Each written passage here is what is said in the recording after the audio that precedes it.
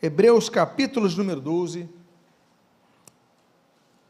e eu gostaria de ler os versos de número 6, 7 e 8. Aqueles que puderem se colocar de pé, para que façamos a leitura inicial, que assim procedam. Hebreus 12, de 6 a 8. Assim registra o autor sagrado. Porque o Senhor corrige a quem ama, a todo filho a quem recebe. O Senhor corrige a quem ama, a todo filho que recebe. Faltou uma palavra? Faltou alguma palavra? Olha a palavra que faltou. Porque o Senhor corrige a quem ama e o que? Açoita a todo filho a quem recebe. É para a disciplina que perseverais. Deus vos trata como filhos. Porque que filho há que o pai não corrige? Mas, se estais sem correção, de que todos têm se tornado participantes, logo sois bastardos e não filhos. Oremos. Pai amado, Deus bendito, lemos a tua santa e preciosa palavra e pedimos, Deus, fala conosco nesta manhã. Senhor, que possa o teu Espírito trazer consolação e trazer direção às nossas vidas. E o que nós pedimos, nós fazemos agradecidos em nome de Jesus. Amém e amém. Os irmãos podem, por favor, tomar os seus assentos. Nos perguntamos sobre os motivos pelos quais Deus nos disciplina. E esse texto de Hebreus, ele já começa com a resposta. A sua primeira frase já traz a primeira das respostas que nós vamos aqui partilhar nesta manhã.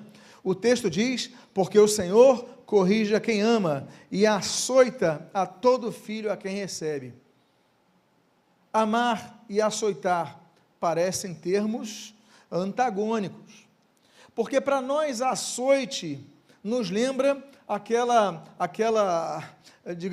aquele pedaço de couro que a pessoa bate nas costas do outro, açoitar. Parece até uma vara que a pessoa bate nas costas. Mas o termo grego é um pouquinho mais amplo que isso. O termo grego que você pode ver, eu preferi colocar no grego, por quê? Porque ele dá uma noção um pouquinho mais ampla. Esse termo traduzido como açoite é mastigou. Mastigou é um ato de punição repetitiva que visa triturar algo, mastigou no grego. Ou seja, é um ato repetitivo. Daí nós temos, por exemplo, um termo muito semelhante no português, que talvez traduza a ideia do mastigó, que significa mastigar. Quando nós usamos os nossos músculos, o nosso maxilar, para mastigar os nossos alimentos. A gente não pode colocar o alimento direto no nosso esôfago e vir... Não, a gente tem que mastigar, tem que triturar os alimentos. Porque nem tudo o que nós recebemos, que é bom, está preparado para ser por nós usufruído. Tem coisas boas que, se nós engolirmos sem mastigar, a gente morre. A gente não tritura. Há coisas que precisam ser trituradas com um método de repetição, porque você também não mastiga apenas uma vez. É um ato repetitivo. Quando a Bíblia diz, e nas traduções em português coloca que Deus ama e açoita, é porque ele está apontando, e o texto todo mostra, Deus nos trata como filhos, porque nós somos filhos de Deus. E ele fala, mas se vocês estão sem correção, vocês não são filhos, são bastardos, vocês não têm pais. Mas quando vocês têm pais, os pais, eles punem. Uma das funções dos pais é trazer correção. E a correção, ela é feita para o nosso benefício, porque o pai ama. Os pais que não amam, não corrigem.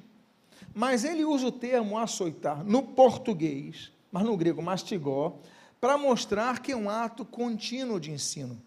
Nós devemos ser pessoas que entendam que o ato é de perseverarmos nesse sentido, de mastigar, de repetir, até que nós aprendamos. Tudo na vida exige de nós, para que exerçamos de maneira aperfeiçoada algo, a repetição. Nós, por exemplo, não aprendemos desde cedo a escovar os dentes. os pais nos obrigam, eles supervisionam, ele fala, volta ao banheiro, vai escovar o dente. Aí você vai reclamando, não é isso? Vai na primeira, vai na 10ª, vai na 100ª, daqui a pouco os seus pais já não precisam mais fazer isso.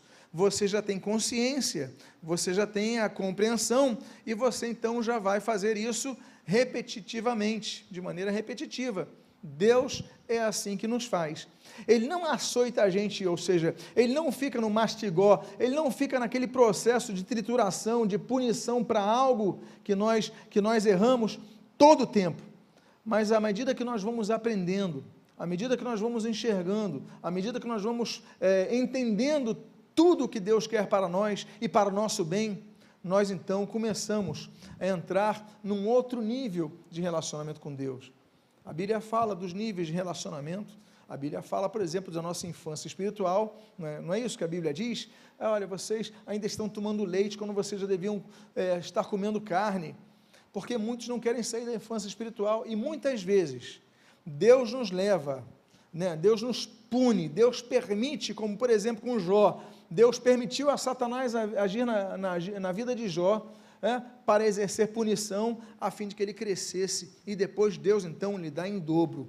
Muitas vezes acontece conosco, a gente não entende. Agora, essa disciplina, eu coloquei uma outra palavrinha grega do original do texto, que é o seguinte, é para a disciplina que perseverais.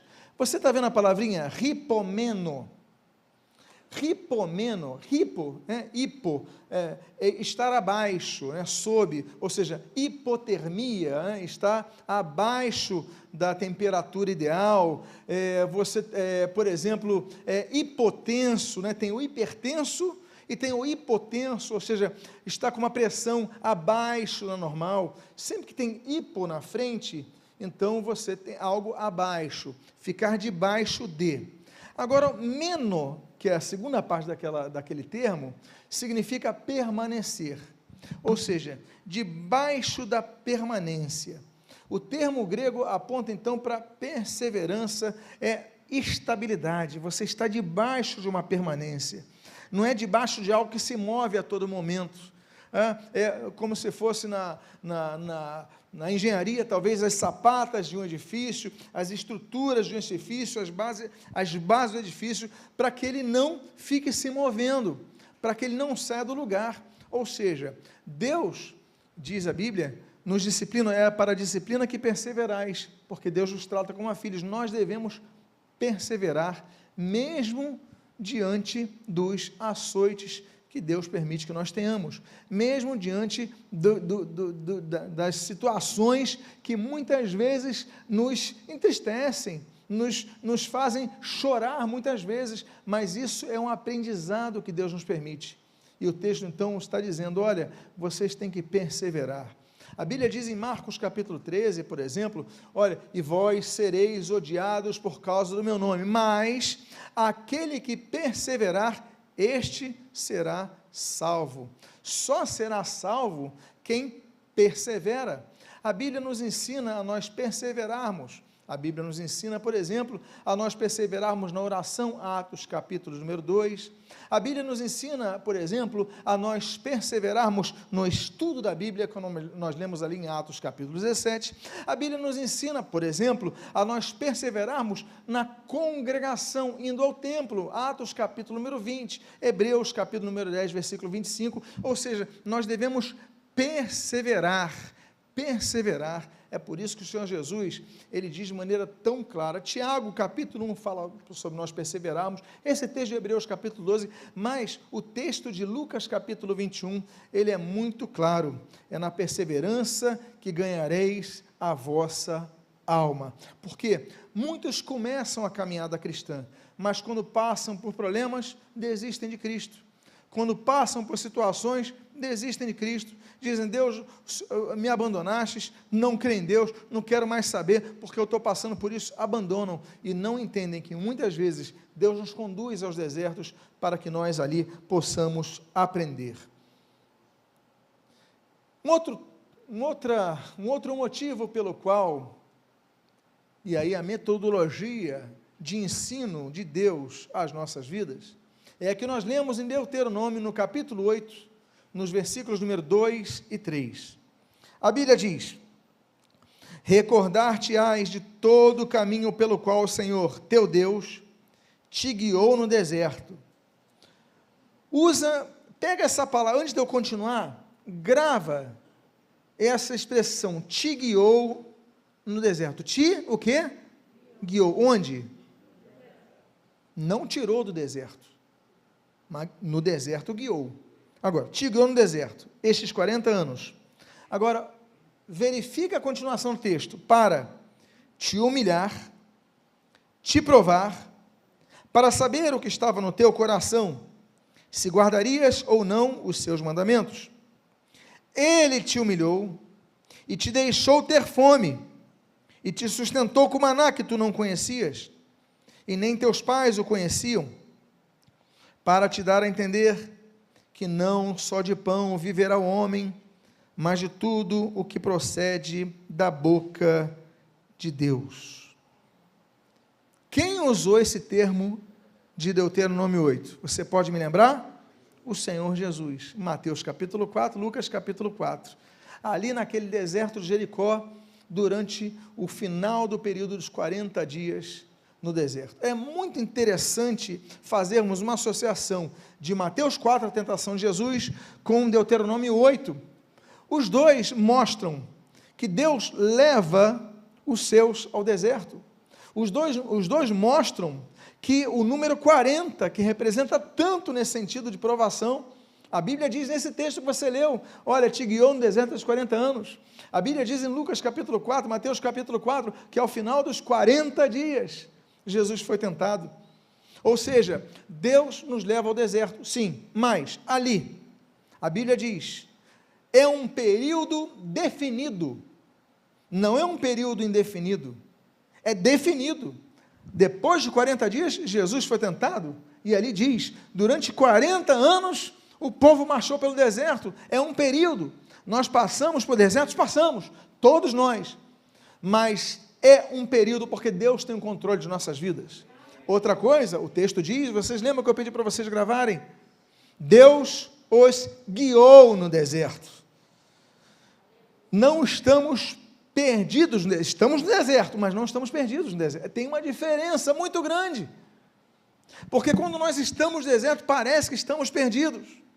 Perdido está aquele que não tem Cristo, ele está perdido, mas o Senhor coloca aquela coluna de dia, de fumaça, aquela coluna de fogo à noite, e nos guia no deserto.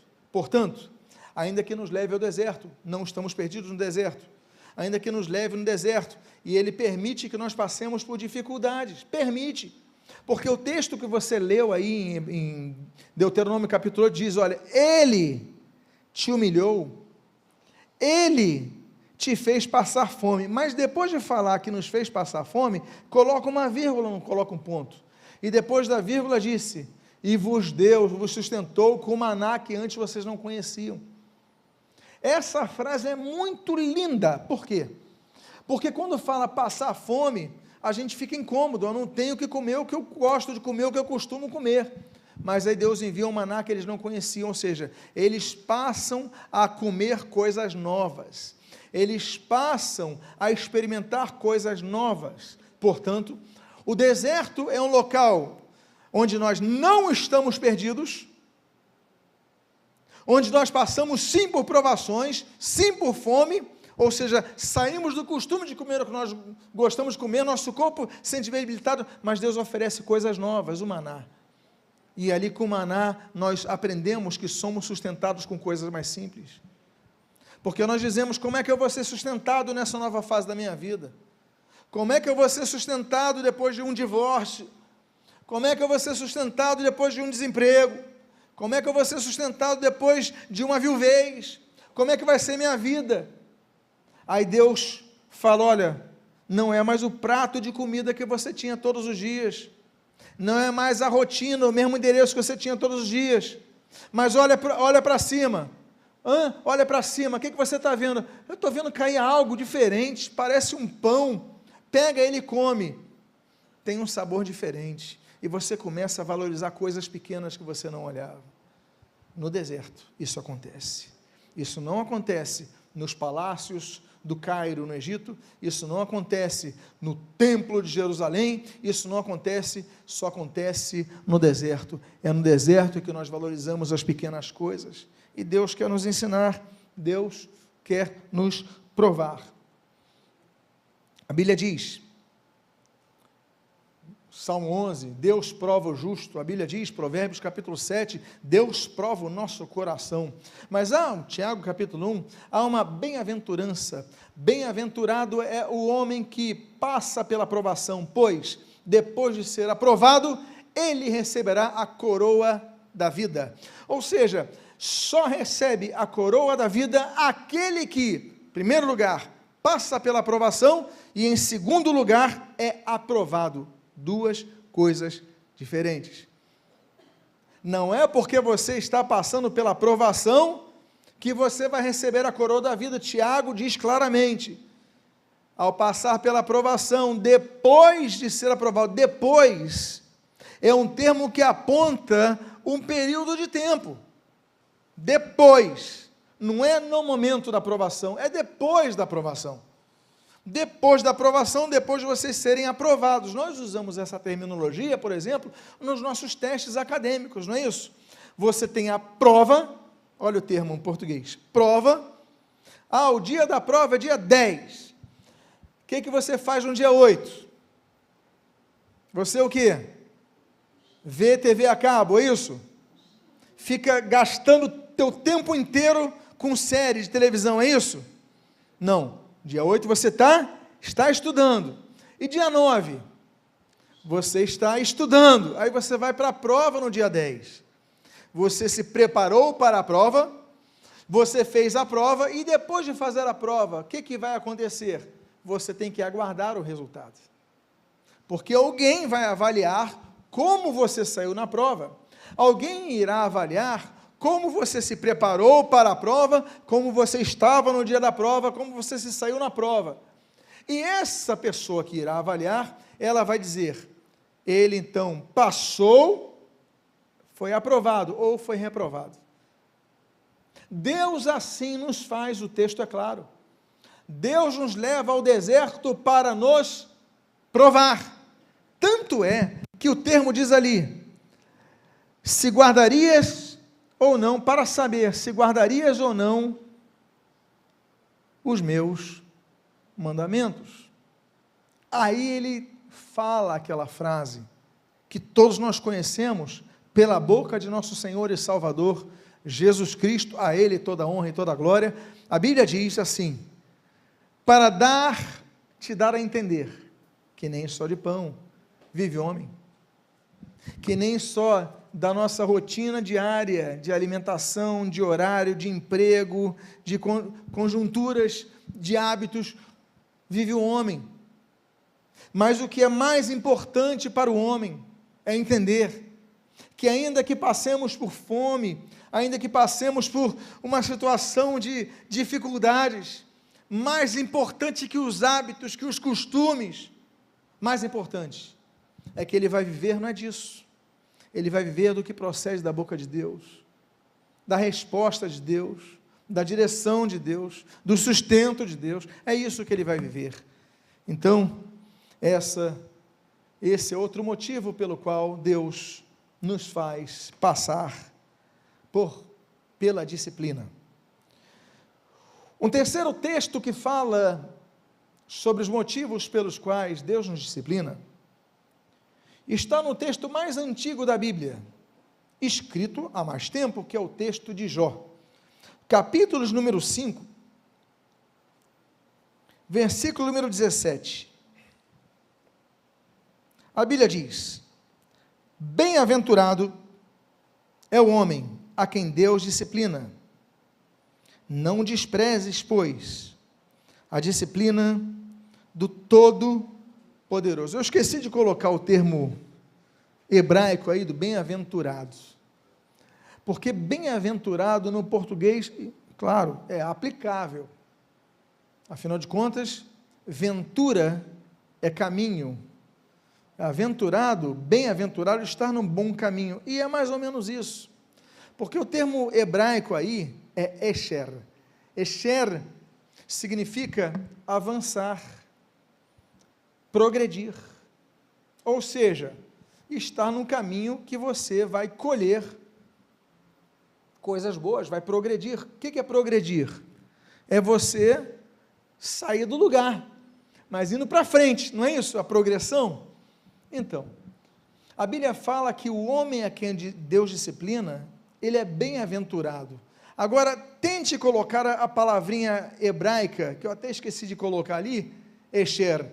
Tente colocar, olha, avançará aquele a quem Deus disciplina. A bem-aventurança é um termo, tem o esher em hebraico, aliás, são 26 menções no Antigo Testamento da palavra bem-aventurado. Jó capítulo 5, temos uma menção em Jó, temos 20 menções em Salmos, temos uma menção em Provérbios, temos 3 menções em Isaías, e temos uma menção no livro do profeta Daniel, capítulo 12, versículo 12. Além destas, nós temos várias bem-aventuranças nas escrituras gregas, no Novo Testamento, né? Nós temos ali 50, no livro de Apocalipse nós temos 7 bem-aventuranças, capítulo 1, capítulo 19, capítulo 20, capítulo 22, 2 vezes, capítulo 16, capítulo 14, nós temos então as bem-aventuranças do Apocalipse, mas eu creio que todos aqui sejamos unânimes em afirmar e lembrar as mais conhecidas bem-aventuranças. O termo grego para bem-aventuranças é makarios, makarios é feliz, e o Senhor Jesus, naquele sermão do monte, em Mateus capítulo 5, capítulo 6, capítulo 7, ele fala sobre 9 bem-aventuranças, todos conhecem, olha, bem-aventurados, ele começa então aquela belíssima relação das bem-aventuranças, não é isso? Olha, bem-aventurados os humildes de espírito, bem-aventurados os pobres de espírito, não, humildes de espírito, depende da versão, bem-aventurados os que choram, bem-aventurados os mansos, bem-aventurados os que têm fome e sede de justiça, bem-aventurados os misericordiosos, bem-aventurados os pacificadores, bem-aventurados os que passam por perseguição, bem-aventurados os puros de coração. São 9 bem-aventuranças nos capítulos 5 a 7 de Mateus. Mas nesse texto que nós estamos lendo aqui,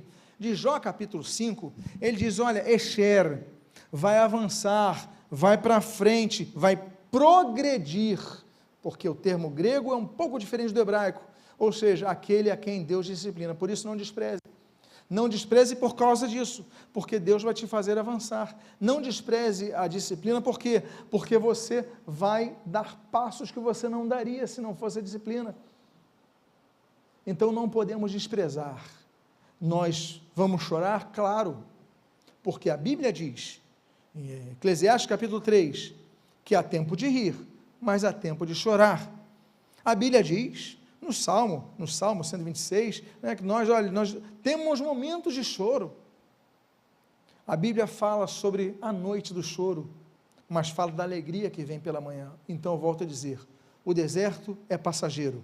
Ele contabilizou 40 anos ali com o povo de Israel no Sinai. Ele contabilizou 40 dias com o Senhor Jesus no deserto de Jericó. Ele está contabilizando os teus dias. Por quê? Porque o Senhor tem os nossos dias em suas mãos, e ninguém pode sair do prumo de seu controle soberano. Amém, queridos? Então, bem-aventurado, ou seja, vai avançar aquele que não despreza do Senhor a sua disciplina. Há um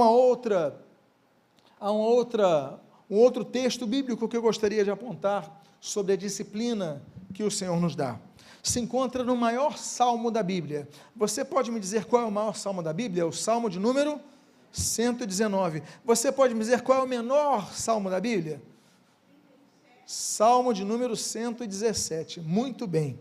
Bom, diz o Salmo 119 em 2 versículos, o 67 e o 71. Quero lembrar que o Salmo 119, ele é um salmo acrônimo que trabalha sobre a palavra de Deus. É o grande salmo da palavra de Deus, é um salmo de louvor à palavra de Deus, é um salmo belíssimo. Cada frase, ela vai tendo uma sequência poética a partir do alfabeto hebraico. É como se no versículo 1 começasse com a letra A, no versículo 2 começasse com a letra B, e no versículo 3 começasse com a letra C, e assim consecutivamente. Esse é o livro de São, só que no hebraico.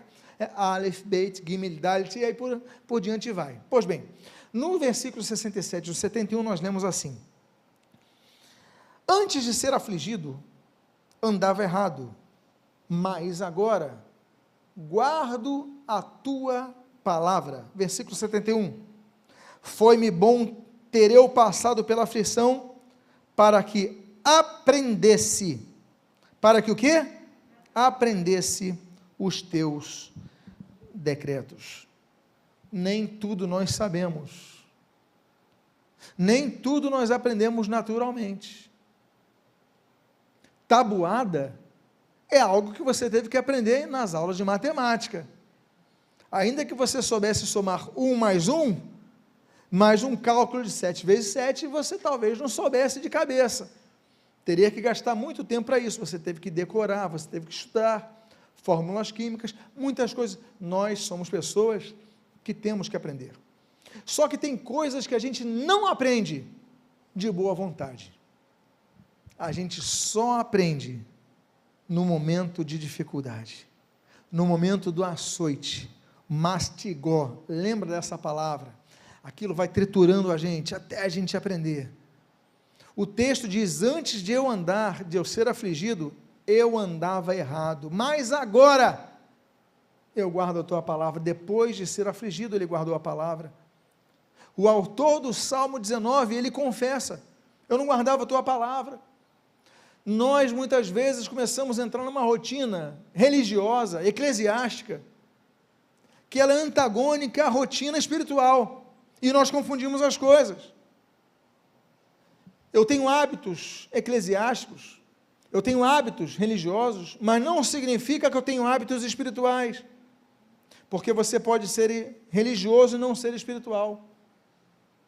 A ponto de Deus falar para Israel, Isaías 58, outros textos.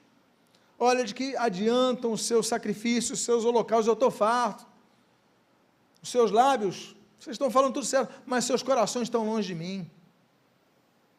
Deus faz críticas à religiosidade estéril de um povo que não tinha Deus no seu coração.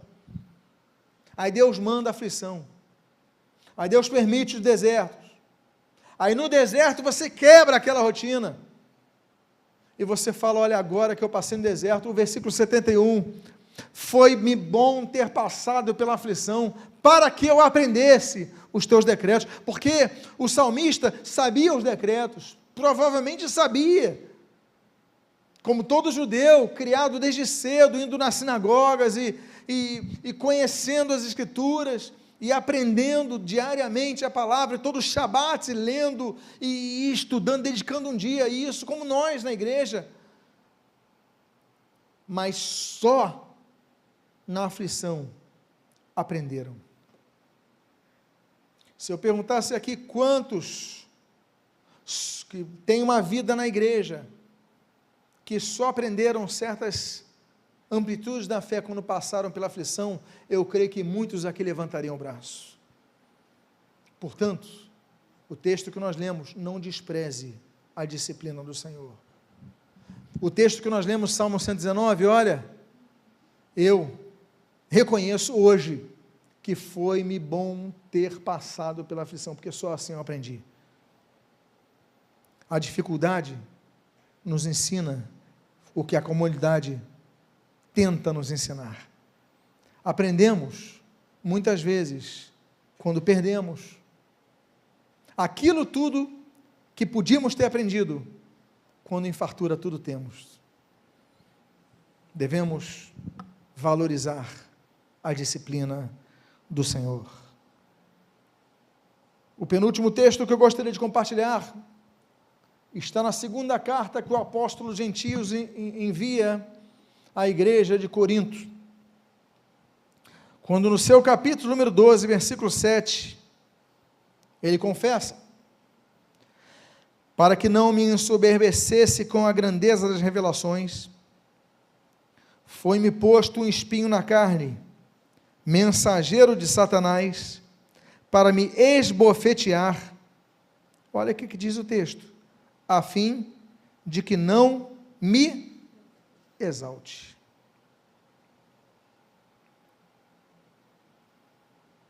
Esse homem teve revelações tão amplas, tão magnânimas, que ele escreve o seguinte: olha, nem olhos viram, nem ouvidos ouviram, nem jamais penetrou em coração humano o que Deus tem preparado para aqueles que o amam. A grandeza da revelação foi tão grande, que transformou esse homem num dos grandes maximizadores do evangelismo mundial. Ele foi muito além de onde os outros discípulos foram, nos seus preconceitos, na sua pequenez, na sua visão limitada. Paulo foi um homem muito grande, e por isso ele usava aquele cognome Paulus, porque Paulus em latim significa pequeno. Então não era o nome dele era Saul. Nós chamamos de Saulo, né, que é o nome grego de Saul. Era um nome judaico, Saul. Mas ele tinha aquele nome latino, como todo judeu que nascia num país latino tinha um outro nome, não é assim? Até hoje eles têm. Então, ele tinha outro nome, e ele usava Paulus, o pequeno. Daí vem o termo paulatinamente, ou seja, tem que ser paulatino, pequeno passo, devagarinho, não é assim? Paulatino, ele escrevia Paulus. E esse Paulus, esse pequenino, esse pequeno, ele recebeu coisas tão grandes, que Deus enviou a ele, diz a Bíblia, por Satanás, ali mensageiro de Satanás, angelosatan, em grego, angelosatan, tu Satã. Então diz assim, um espinho na carne. O que seria isso? Elucubrações, há várias, problema de visão, dores físicas, problema não sabemos, podemos aqui elucubrar, não sabemos. O fato é que Deus permitiu isso a ele, pelo que o texto aponta no final, a fim de que não me exalte. Meus amados irmãos, Provérbios capítulo 16, versículos 9 diz que a soberba precede a ruína. Nós devemos ter muito cuidado com as nossas vitórias, porque muitas vezes as nossas vitórias são o primeiro passo para as nossas derrotas. Nem todos sabem ter vitórias na vida. Muitos servos de Deus tiveram grandes vitórias ministeriais, espirituais na sua vida, e começaram a se exaltar a tal modo que entraram naquela síndrome de Lúcifer. O homem a quem Deus confiou tanto, um ser a quem Deus, confiou tanto, que ali, como nós lemos em Isaías capítulo 11, Ezequiel capítulo 28, olha, se eu subir ao céu, acima do trono de Deus, acima das estrelas, aí Lúcifer perde tudo que tinha, Satanás perde tudo que tinha, e ele que era o querubim da guarda ungido de Deus. Por quê? Porque Deus não suporta o soberbo. Salmo 101, Deus não suporta o soberbo. Eu não suporto o soberbo. A Bíblia diz, em Isaías capítulo número 2, que o dia do Senhor virá contra o soberbo. Nós sabemos que o dia do Senhor aponta a volta majestática, gloriosa e totalmente visível de Jesus no Monte das Oliveiras, quando aquele monte se fenderá, e ali começará um novo ciclo da história humana. Este dia do Senhor, a Bíblia diz, que ele será, em Isaías capítulo 2, contra o soberbo. Jeremias capítulo 50 diz, que o soberbo tropeçará, cairá, e não haverá ninguém que o levante. Por isso que Paulo fala, Deus permitiu que o mensageiro de Satanás colocasse um espinho na minha carne, para que eu não me assoberbecesse, para que eu não fosse um soberbo, para que eu não me achasse. Um problema de muitos cristãos é que muitas vezes não administram seus egos, todos os dias orando, dizendo: Senhor, eu sei que eu sou falho, eu sei que eu sou pecador, eu sei que eu sou limitado, me perdoa, Senhor. E todos os dias mantém essa rotina de reconhecer que você, eu, cada um de nós, precisamos da misericórdia de Deus para perdoar nossos pecados. E aí nos colocamos em nosso lugar. E por fim,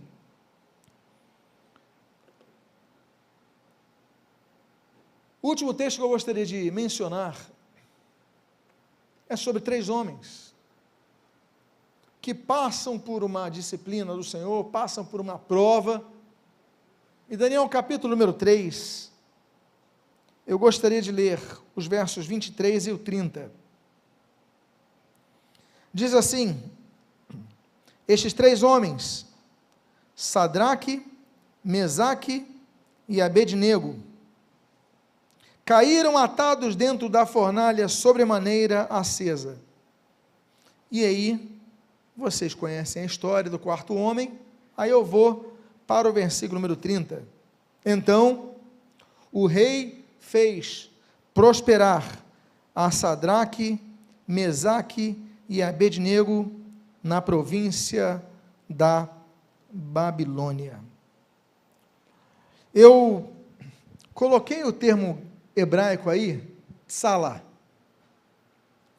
Tsala é prosperidade em hebraico. Eudou, né, vem de rodos, em grego, né, é o termo grego para prosperidade. Eu é bom, né, daí vem eutanásia, eucaristia, enfim, tudo que tem, eureka, boa ideia. Então, rodos é caminho, ou seja, em grego, prosperidade é ter um bom caminho. Mas no hebraico, tsala, tem um termo muito interessante, que significa ter sucesso nos seus empreendimentos. Ou seja, é uma linguagem, tsala, muito usada para o semeador. Ele vai semear, colocar uma semente na terra. Qual é o objetivo dele? Que essa semente cresça e que gere frutos, não é isso? Agora, ele pode fazer com que a semente cresça, mas a árvore pode não dar frutos. Ele pode fazer com que a semente cresça, e a árvore pode dar poucos frutos. Ela também pode dar os frutos na medida normal. Mas o que o tsala aponta? Tsala aponta que eu vou ter mais do que a medida normal. Eu não vou ter a 20, a 30, a 40, a 50 por 1 uma semente, mas eu vou ter a 100 por 1.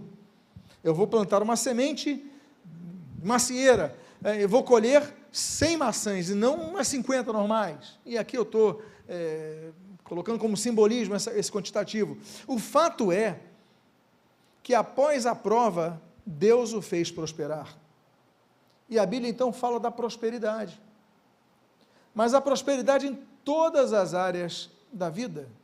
Deus é um Deus que nos faz prosperar em muitas coisas.